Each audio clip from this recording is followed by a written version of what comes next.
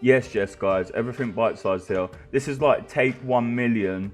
Usually I get a video done organically in one go, and as I'm reading it and recording it, it's the first time I've seen it, and so everything's organic, all in one take, and you're getting my organic response.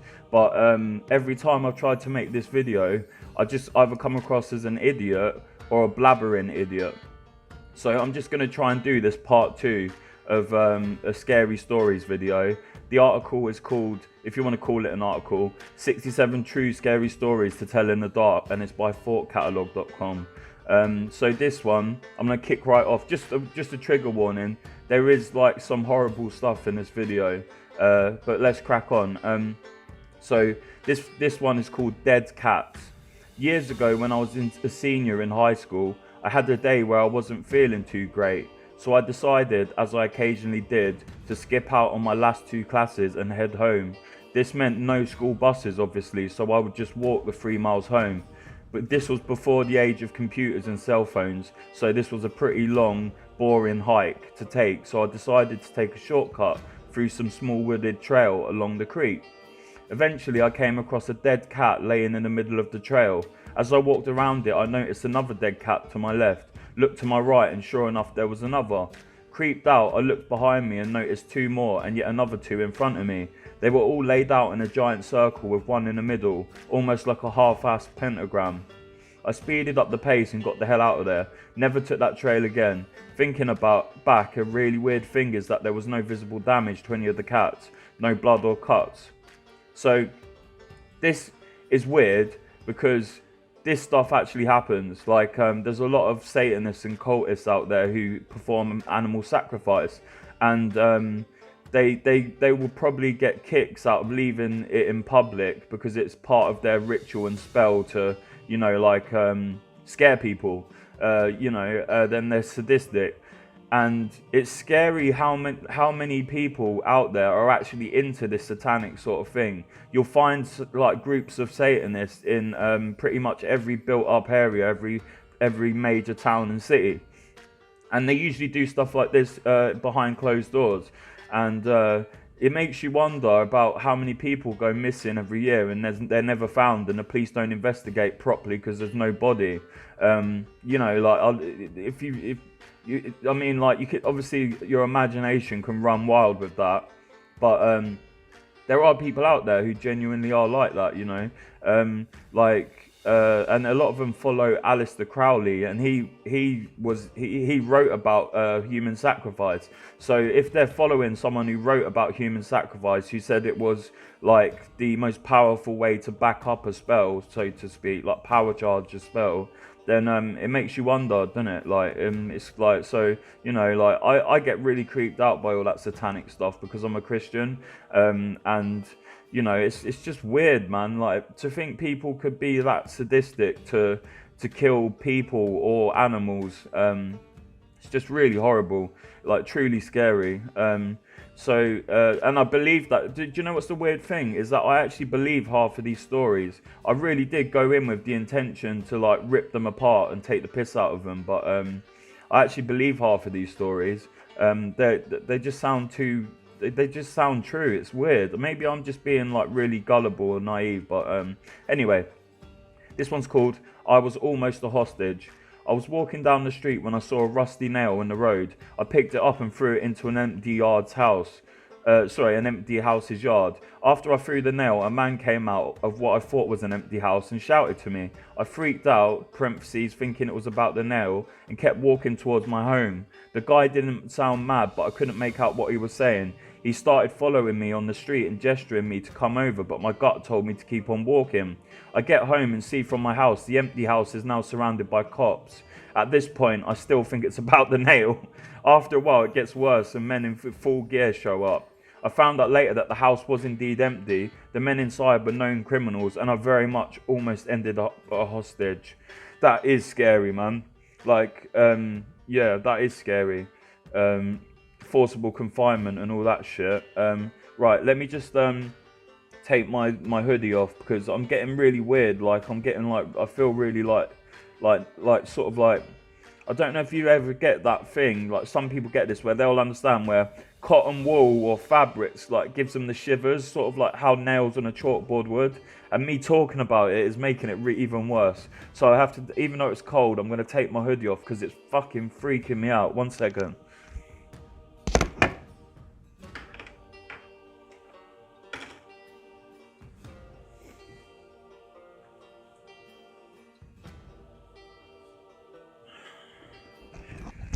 Right, I've got the heating on, so I should be all right soon. I've even got my socks off because look, the fabric freaks me out, man.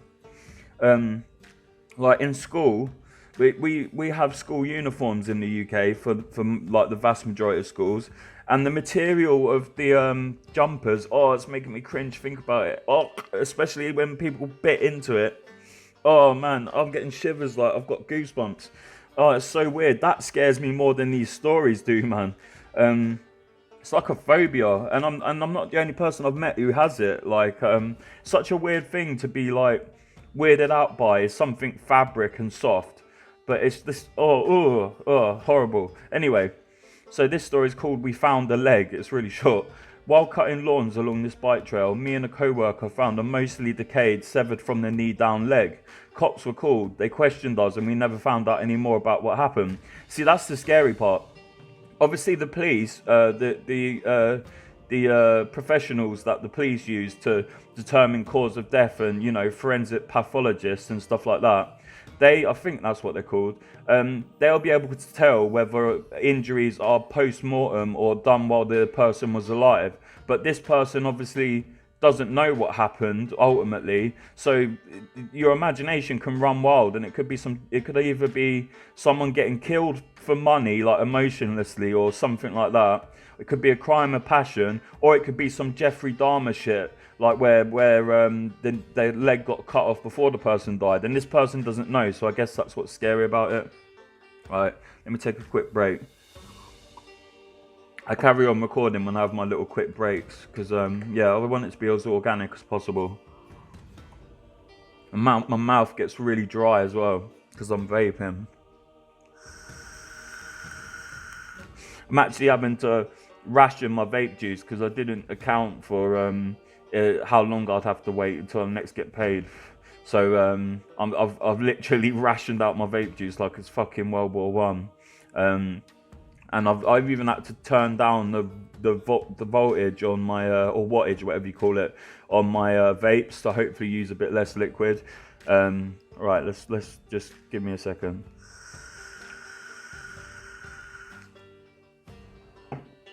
This one is a bit weird. I think I think the person in the story is either has mental health issues or or is on methamphetamine. So it's called 2 a.m. and which is creepy as it is. Years ago, early 90s, my boyfriend was driving me home and we saw a man lying on the ground in the strangest position, kneeling with his head on the ground and bent at a sharp angle so that he faced the street. It was 2 in the morning and the man was covered in sweat with his eyes open. We pulled over and I hopped out of the car to check on this guy. His eyes were wide open and he seemed like his face wasn't moving, but it really felt like he was pleading for help. He didn't respond at all when we called out to him. No blinking, glassy eyes. I reached out to touch him and he was ice cold. I'm sure he wasn't breathing. This was before cell phones, so I hopped back in the car.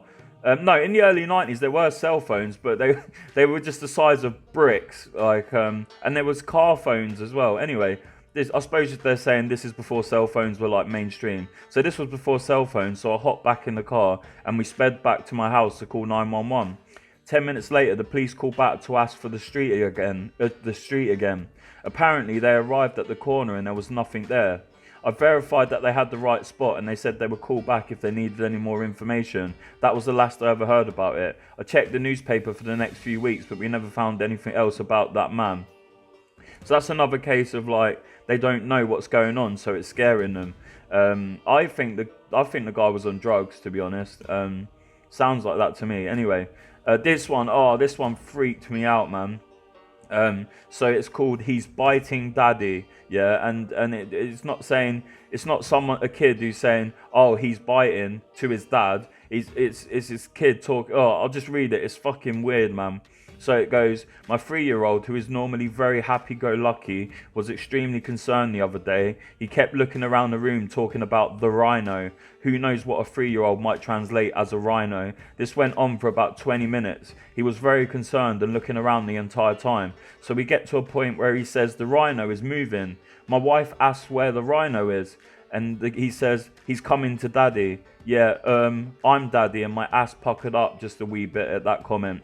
Fast forward about 4 days, and he starts talking about the ghost. My daughter asks my son, where is the ghost? My son says, he's biting daddy. That is weird, man. But obviously kids can have a really overreactive imagination. I'm trying to be as skeptical as I can about these stories. I tried reading this other one and I just kept stumbling over it, so I'm just going to skip it. This one's called Road Rage. I was ambling down an old country highway in northwest Georgia on my motorcycle, a 750 Vulcan, when I spotted an ambulance coming the opposite way. I pulled over and a pickup truck pulled over behind me. In my rear view mirror, I could see the passenger get out of a baseball bat and start hustling my way. I didn't even look, just dropped it into gear and hauled ass. What followed was the most harrowing experience I've had in my life, as this pickup truck proceeds to chase me all over the place for about 20 minutes. I'm unfamiliar with the area and my bike was not meant for going fast round turns, so I've got no room for error and it's all I can do to stay in front of these guys. I'm blowing through 4-way intersections in a bid to get some distance and come up with a plan, but they are hell bent on catching me.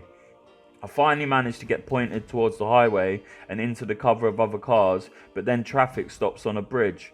The truck is 3 cars behind me and I'm thinking if I can just get out on the highway, I'm probably home free because my Vulcan can go fairly fast in a straight line. In my mirrors I can see that passenger snaking through the cars on the bridge, so I lane split, illegal in Georgia, and make the on-ramp, hammer down, and I'm gone, baby, gone. Never went back to that town. As far as I know, this was an unprovoked attack of the hillbilly variety, because prior to the ambulance I hadn't even seen another vehicle. I don't ride particularly fast and I don't believe in loud pipes. I got lucky as hell seeing him come up behind me like that. Yeah, the scary thing there is he's on a motorbike, so if this guy comes out of a bat, there's all next to, at least he should have a helmet on, but either way, he's getting battered with that bat. And there's no protection really. At least if you're in a car and someone comes at you with a bat, you've got a bit of time to react before the person can actually get to you with the bat. But if you're on a motorbike, you're just getting knocked off of that motorbike and beaten up. And road rage, like, I believe it because road rage is so common. It's such a weird phenomenon, like how angry people get when they're driving. I don't know what it is. I think I read somewhere like there's a theory on why people get road rage, but yeah, I can't remember. Just gonna take a quick break.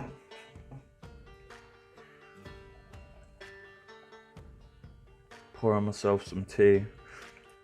What I do to save electricity is I use one of those flasks, those thermal flasks, and I make tea and put it in there, and that stops me from boiling the kettle every 5 minutes, because apparently that's one of the biggest drains on electricity is boiling the kettle, which you can believe. Right, do you know what? I think the tea is giving me a dry mouth. Let me have some water. I don't know if it's the tannins in it or what.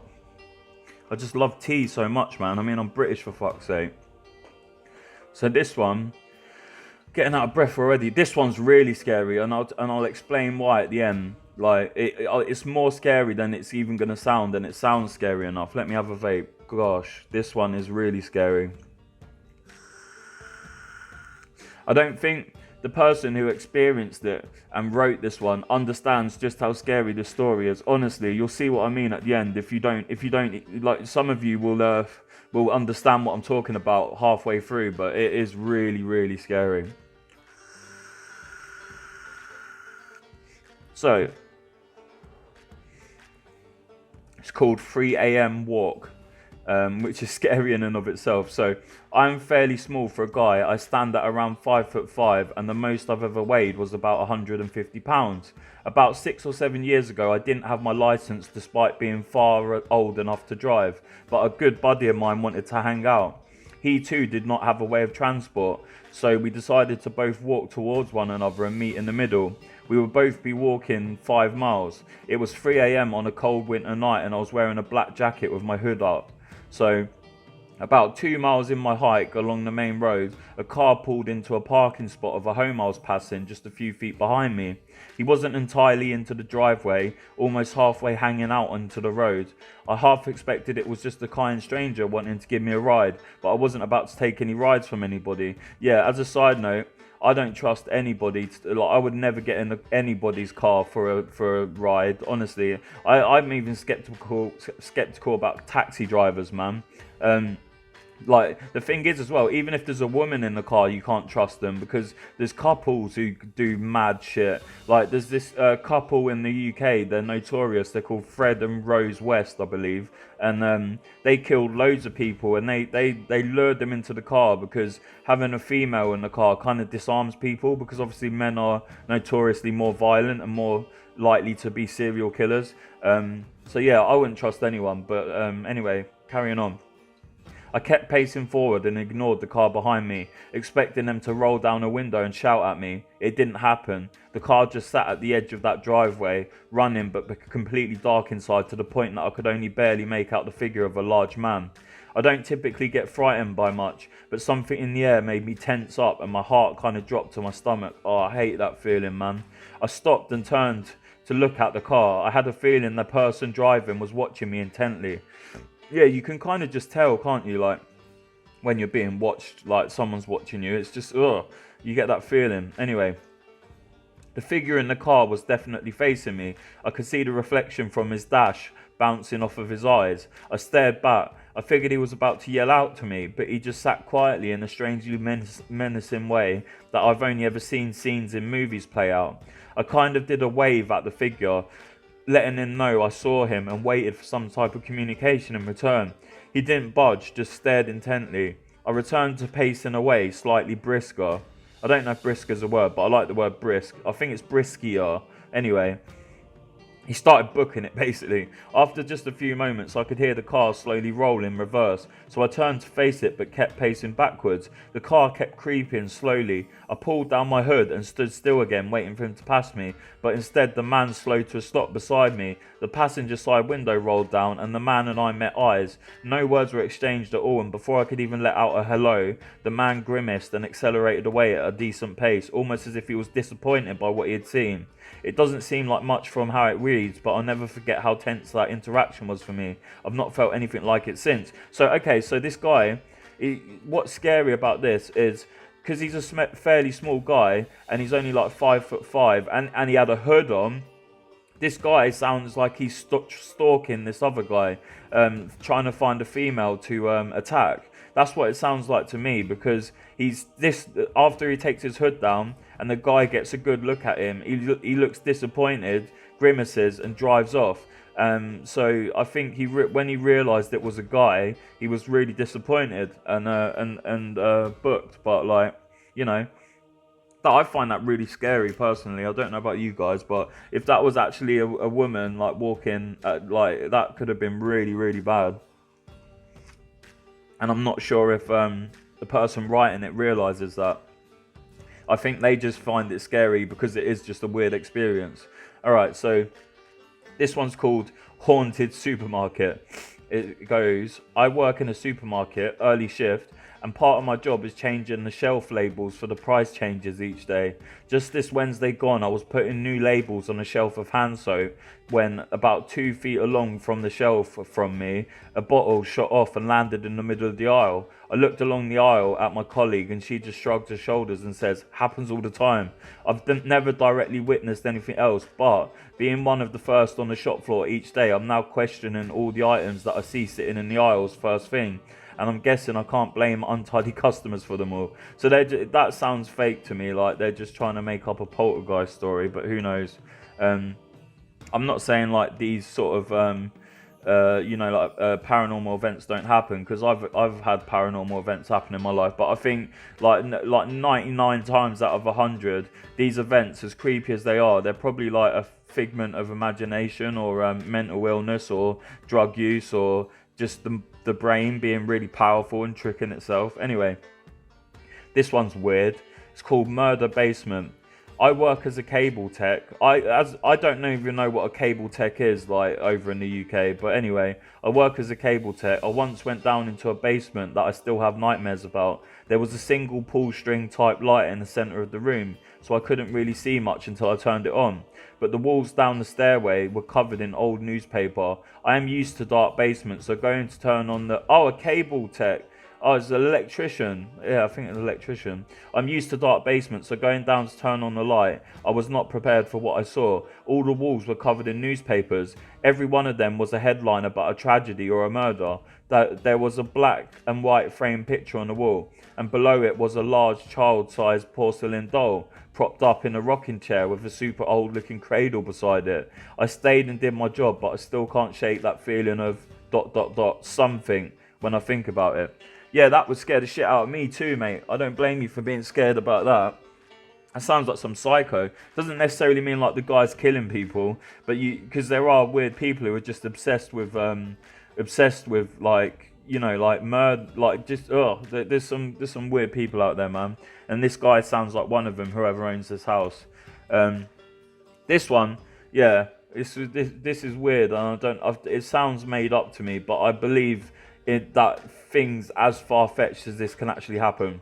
So it's called The Matrix, and I'll leave that with you for a minute while I have a vape. Let me check I'm recording. Always get paranoid about this. It's 21 minutes already. Oh man, it takes ages. Like this might be a 5-6 parter series, so I always get paranoid that I'm not recording. And I have to check, and then I sound like a divvy, an unsure divvy in the video. So yeah, this is called The Matrix. Every few months, in a department with over 20 women, we would all come in with nearly identical outfits. It was odd. We were all ages and races and styles, but there would be a day when everyone would show up in a black skirt and a red blouse. A few months later, everyone in brown slacks and a cream-coloured dress shirt. A few months later, grey skirt and black sweater. We could never figure out the trigger. Parentheses, TV show characters looking fly in that outfit the night before, or a visitor to the building who appeared polished. Nothing. Always creeped me out, as it seemed to represent some sort of group think or collective consciousness working on us. See, I like how she's tried to explain that with group think and collective consciousness, because that stuff is real, and that could explain it. But more than likely, I think, if you consider the fact there are billions of people on this planet, there are probably millions of offices with dozens of women working in each office. There's so many actions that happen every day, and so many different days, and so many different outfits and stuff like that, that you're gonna get a few places in the world where weird synchronicities like this happen, just because there's so many possibilities out there. But yeah, also that it's very interesting. She mentioned groupthink and collective consciousness, because you can have like really weird group experiences, like group trips and hallucinations and things like that. It's really interesting. So this one is called Please Don't Do This at Home. This is the story from my mother. She was home alone for a while and was expecting a friend over and was taking a shower. In case her friend came while she was still showering, she left a note on the front door that said, "I'm in the shower, come on in." That's just bad news already. While she was showering, she heard a knock on the bathroom door and she said, "I'll be right out." When she got out of the shower, nobody was there, and a few minutes later, a friend pulled into the driveway. Yeah, that is really scary. So it sounds like, to me, if this is true, that someone saw the note and then thought about assaulting her, and then when she called back out, probably they freaked out and legged it out of there. Let's be honest, yeah, I mean, like, I'm not a person for victim blaming and stuff like that, but leaving a note on your door saying you're showering, come on in, I wouldn't personally advise doing anything like even remotely like that. Anyway, this one's called Intruder. I converted an old Android phone into an IP security camera that starts recording and sends me an email on motion. I set it up before going out of town. One night I got a motion detected email at 3 AM. In the morning I went through the video recording, somehow got jammed, and it shows a single frame of a weird silhouette standing in front of the door with the door open. I left it closed and it was closed when I got back home. So yeah, that sounds like something made up. Like, cause like I don't know. I just don't believe that. This one's called A Love Story. When my grandmother's second husband was in his death throes, he had a habit of knocking on the bedroom wall to get her attention, since he didn't have the strength to shout. This went on for a long time because even though he was deathly ill, he kept holding on. I was about 7 years old at the time and living with them. Not long after he died, my grandmother told me that she was sitting at the dining room table alone one morning, as they used to together, quietly drinking her coffee, when suddenly she heard the knocking on the wall again. She heard it clear as day. It wasn't me because I was in their bedroom sleeping in her bed, and she could see me sleeping as it was a small house. She claimed she heard it on more than one occasion. Yeah, that's like probably hallucinating, mate, especially given the fact that she's just gone through like trauma and grief at losing her husband. It's not that unusual, I don't think. Like, she might hear that knocking, you know.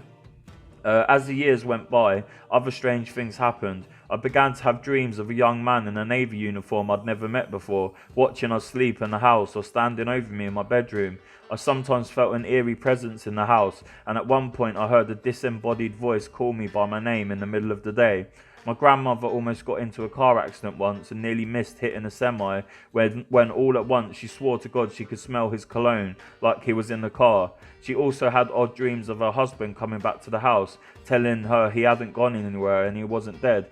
Again, like, none of this like is convincing me that there's anything paranormal happening. I think it's all just mind trickery. You can hallucinate smells and any sense, like touch, taste, smell, sight, hearing. You can hallucinate any sense. Give me a second. There's a little bit more. So, finally, this is just a weird touch to add. Finally, a bird began to visit the house some days. I saw it and heard it myself. The bird would fly to our bedroom window and tap on the window with its beak. It did this many times and we learnt to recognise it. This was the last sign before the odd occurrences began to taper off.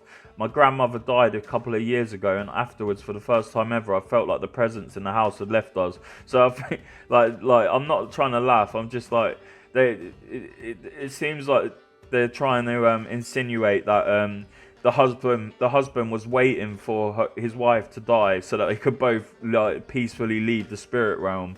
But I don't believe that. Like, I'm not saying they didn't experience the things that happened in it. I just think that they were all like, you know, like I think it was all the mind playing tricks on them. Like I said before, I've had paranormal experiences, and when you're emotionally attached to an incident because it's scared you personally, you're using more of your I think it's the limbic system for emotions, or whatever.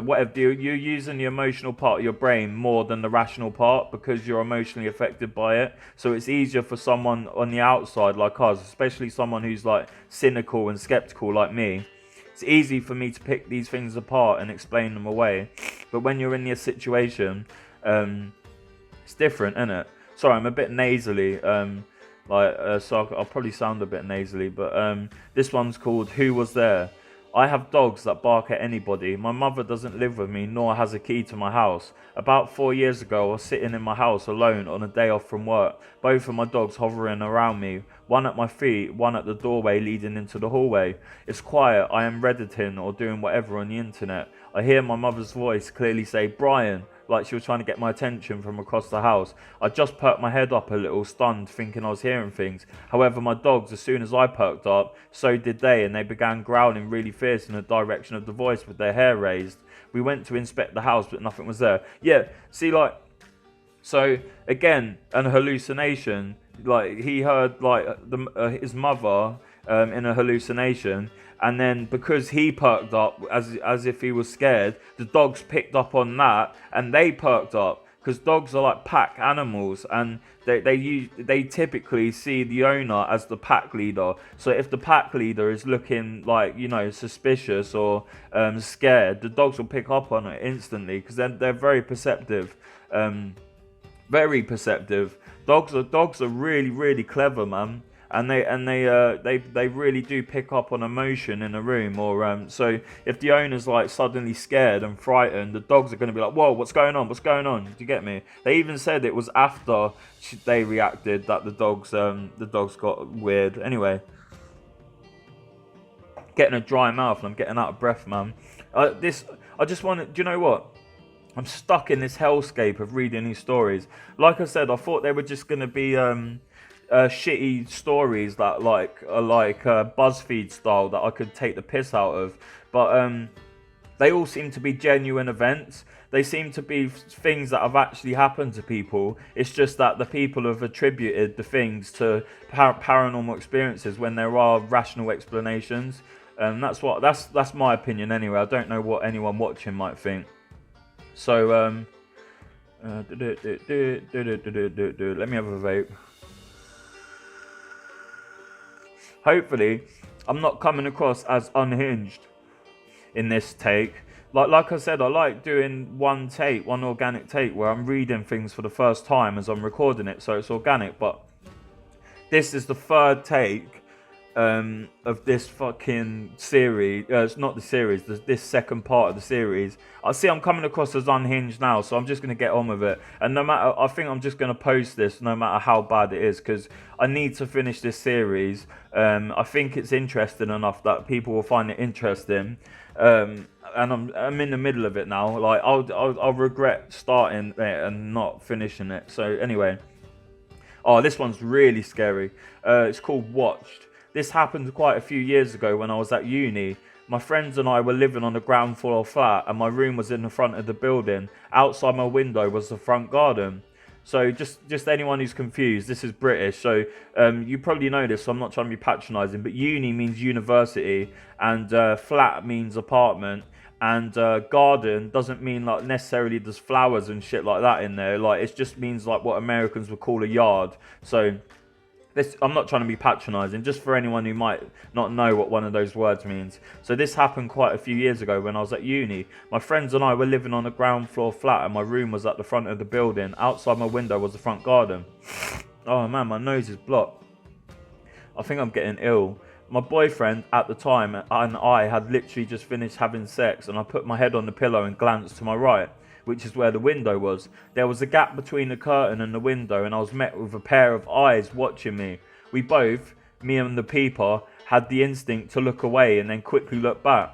At that point, I shouted to my ex that there was someone watching us from outside. He jumped, opened the window, and shouted various amusing warnings. He could see that the grass was disturbed, so that someone had been there, and by the looks of it, more than once. From further inspection the next morning, we found out that he had jumped the small hedge and exited through my neighbour's garden. That is scary, man. There are a lot of peeping toms out there, and they especially like watching people who are in intimate moments, like having sex or going to the toilet or getting changed or whatever. And there's a lot of people out there like that. It's really weird, and it's called voyeurism. They're voyeuristic, and it's like a sexual proclivity. It's like a pathology. It's really weird, man. The Fred and Rose West that I was talking about earlier, the serial killer couple, the Fred, the guy, he was really into voyeurism, and he would actually ask his wife to bring guys back to the house to have sex with, while he would look at them from a cupboard, which I find just odd. But this sort of thing like happens a lot. Like, I mean, like, don't get me wrong, there's probably people who are quite innocent who are into it with their partner, but like for the most part, it's people who get off on watching people who aren't aware that they're being watched, which means there's no consent, which to me is just freaky. Anyway, quick break. I bet I come across as completely unhinged in this video. I mean, like, I suppose, like, because of my illness, you guys are just going to have to deal with it. I can't control my bipolar disorder, and I want to constantly pump out content for you guys. I've got over 1,000 videos now, so I'm just going to keep cracking on. I don't know why I apologise for my... I don't know why I apologise for my illness, because I can't control my illness. It's just, I guess maybe I could, when I recognise that I am ill, which is not always, I could not make videos, but I love making videos, and it helps with my illness. And I like directing a nervous energy and mania into content. And then when I'm depressed, I like channeling that into content because I find it really therapeutic. So I'm just gonna crack on, and no matter how bad this turns out, I'm gonna just post it anyway. Like, fuck it. No one's gonna watch it anyway, apart from a few people, until the channel pops off. So yeah. Anyway, this is called Hospital Ghost, and the thing is, yeah, is if there is such thing as haunting and ghosts, you'd think a hospital would be a prime like target for ghosts because you know, there's so many people who die and like are in pain in a hospital. Anyway, it reads, I'm a nurse and I used to work day shift at my old job. I was walking down the hallway with my computer on wheels to pass meds one afternoon. I was in between two patient rooms, not really close to either door and far away from the nurses' station and kitchenette. I could hear one of the physical therapists talking to a patient in one of the rooms, but no one else was in the hallway. I was looking down at my papers to kind of get myself organised before going to see another patient. All of a sudden, in my right ear, like someone was standing right behind me, I heard a female voice say, "I'm cold," in a kind of jokey way, like someone would do a big shiver and rub their arms and say, "I'm cold." I turned around thinking it was my friend Brittany goofing on me, but there was no one there. There was no one in the hallway at all. Yeah, that sounds like an hallucination, mate. Hallucinations are really scary. I get them myself, but not really auditory ones. I get visual ones, and the idea of auditory hallucinations, I think I have schizoid affective disorder. Anyway, the idea of audio hallucinations, which I've only had a few times in my life at high stress moments, they scare me more than visual ones do, because I get visual ones and they're scary enough. I see people in my flat sometimes for a split second or a second or two, and then they disappear like that. But like auditory hallucinations, voices can tell you what to do and put you down and, you know, like manipulate you, whereas visual hallucinations are just scary. I mean, it's not ideal either way, is it really? Let me check I'm still recording. See what I mean? I'm getting paranoid. Like, I'm sure I've got schizophrenia on top of my bipolar disorder. I'm only diagnosed bipolar, but I am sure I have schizoid affective disorder because I get really paranoid and delusional, and I get that throughout all my mood states and even when I'm stable. There's actually a type of bipolar that sort of is both schizophrenia and bipolar all in one, and I can't remember what it's called, but I'm sure that's what I've got, because I definitely have bipolar, but I also show a lot of like pretty much all the symptoms of schizophrenia, apart from like, yeah, oh, it's just scary, man. Anyway, look, give me a second. Getting a bit emotional. So talking about my mental health is weird because I usually keep it bottled up in my head, so talking about it is a bit emotional. This one's called "They Want You to Know They're Here," which sounds really ominous. I can't remember what this one says. My wife and our two friends are hanging out one evening, chatting away. My son and his friend were, parentheses, the son of the other people we were hanging out with, were asleep in his room. The four of us hear a blood-curdling yell. I swear it was her son's, and she swears it was my son's voice. She races through the kitchen and into the room to see what happened. Nothing. They were sound asleep. She comes back through the kitchen to tell us and freezes in terror. Every single door and the drawer is open, 23 of them. In the 10 seconds she was out of the kitchen, everything was open. Pardon me. 6 of them were high enough to be out of reach to everyone except me. Didn't sleep too well that night. That just sounds like something made up, man. Like, you know, someone's seen too many Poltergeist movies and was trying to come up with a creepy story.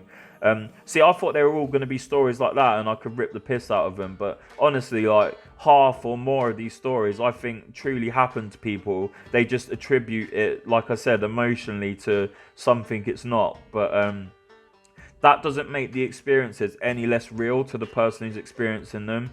But it obviously, like, I think a lot of these can be explained away by either mental illness or drug addiction, and or trauma or stress, and, you know, and or how powerful the brain is, and or like that person said in one of the other stories, like groupthink and collective consciousness, because that is a real thing, like the hive mind, I think it's called. Anyway, let's crack on. So this, I think this is where I stopped. This one is called Toilet Ghost. I think this is where I stopped last night because I realised like I just got sick of it. As a child, I walked into the toilet with my great grandfather's house. As a child, I walked into the toilet in my great grandfather's house. I lived with him for a while, and he was sitting on the toilet and had not locked the door. I spluttered out an apology as I backed out and shut the door. Then I stood on the other side of the door and realised he had died some time before. Shook my head and went back into the empty toilet. I have never really forgotten the feeling of, well, that simply is not real. Yeah, at least see, it sounds like they realise that it's a hallucination or something. Like, so many people hallucinate, like, and you'd be surprised. And if you've never had a pattern of hallucinating before, and you don't realise you have a mental illness or something, these things can be very, very real. Alright, let's crack on. Yeah, I definitely haven't read these ones now. I'm going to try and get through as many as I can because I'm getting sick of doing this video series. I really am. Like, when I read out these stories, I get out of breath.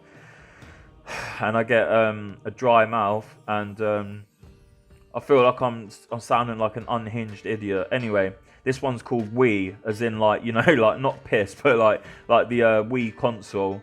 So we have a Wii. The sensor bar is on the TV stand directly in front of the TV, as is anyone's. We don't have the cord wrapped up or anything. It just hangs behind the TV in a jumble. One night we were watching TV cuddling on the couch when suddenly the Wii sensor bar literally flies across the room till it got to the end of its length and fell to the floor, like someone had grabbed it and chucked it across the room.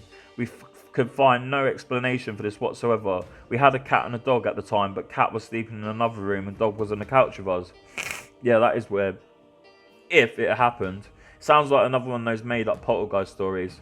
Anyway, this one is called Creepy Student. I am a teacher of adult students, and one student of mine is kind of intense and creepy. Actually, she's based at another school, but specifically started attending classes at my school after meeting me. When I first started, she kept giving me welcome presents as I was new to the country. Just simple things like food, postcards and books, which was a nice idea, but it seemed a little excessive. She added me on social media and then got upset when I didn't reply to her constant messages. Parentheses, I told her that I don't really use social media, and that's what I tell people, and I don't really use it, but I tell it as an excuse not to give it to people or message back. Anyway, it says, anyway, I didn't see her for a few months and figured she'd just gone back to her own school or stopped studying or whatever, and was relieved that she'd clearly got bored of me. But then last week she comes in and gives me an envelope full of photos of me during lessons that she'd taken without me knowing. Oh, that's creepy, man, and I can believe that. So she's been taking photos of the teacher that whole time. Like, that's stalking behaviour, man. That is so weird. I'm getting a really dry mouth, I am, and oh, how long have we been recording for? I know I'm really unprofessional. I'm sorry, guys. I apologise. So this one is called Haunted Clocks. At our old house, the clock on my nightstand always jumped ahead by 5-minute increments every few days. I'd change it out, electric, battery powered. Any clock that was on my nightstand would do it. I watched our room to make sure no one was messing with me. It was just weird. That sounds fucking made up as well. No matter what clock they put on the nightstand, it always skipped ahead 5 minutes every few days. Yeah, I don't believe that. He wasn't asleep. I often visited Walmart in the wee hours of the morning. One time I went in about 2 a.m. and noticed an elderly gentleman asleep on one of the mobility scooters at the entrance. When I left about 20 minutes later, he was still there. I thought it was a little odd no one from the store had woken him up, but whatever. I found out the next day he had died and spent the better part of a day on display as a corpse at the entrance to Walmart. Wow. That's bad. Obviously. I'm going to give myself a proper little break now. Just give me a minute, yeah? I want to do this all one take. And I haven't read these ones now, so it is more organic.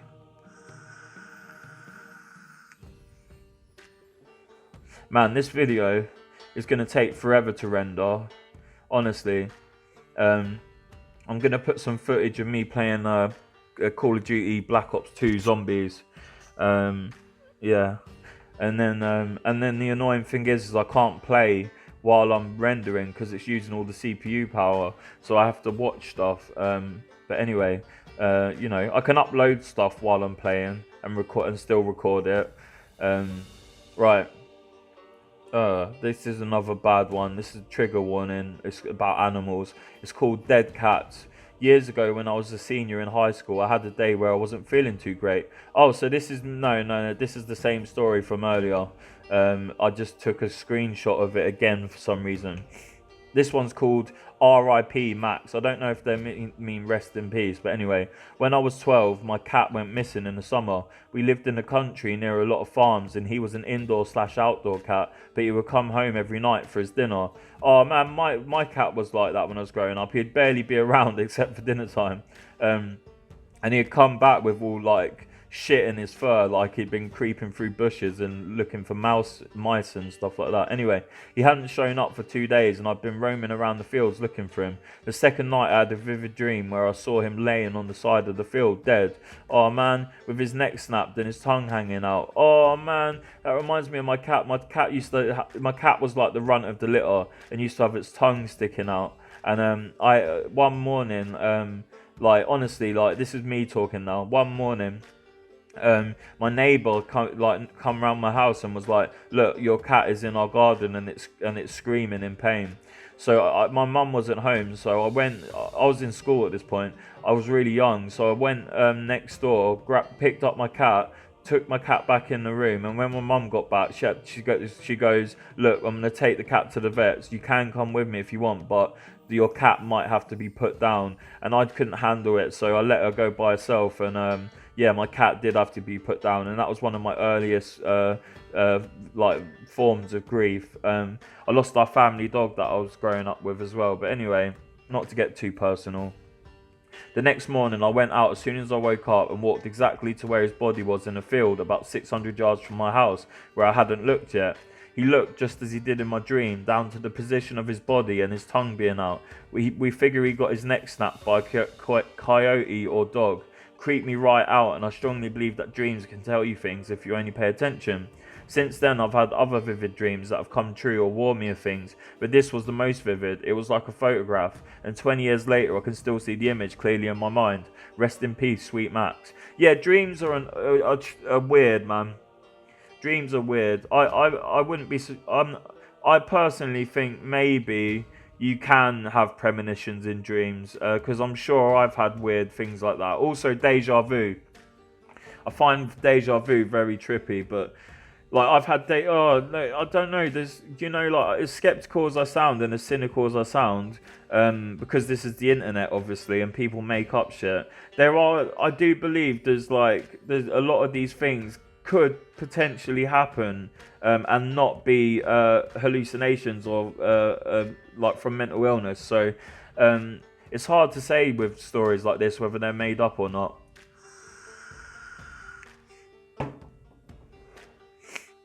Oh, this is going to take a while to read this one. This one is called Indian in the Cupboard. I once worked as a live-in staff member in a college dormitory. During the summer, we housed a few summer school students who remained on campus, parentheses nearly 30. It may be significant to point out these students tended towards the highly academically motivated, oftentimes high-stress students, if quiet. One, do you know what? I'm gonna leave it there. Like, I can't be bothered to read the rest of that. This is, I need to stretch. This has knackered me out, man. And I feel like I'm stumbling over my words now and coming across like a blabbering idiot. So, I'm gonna leave it there, guys. This is part 2.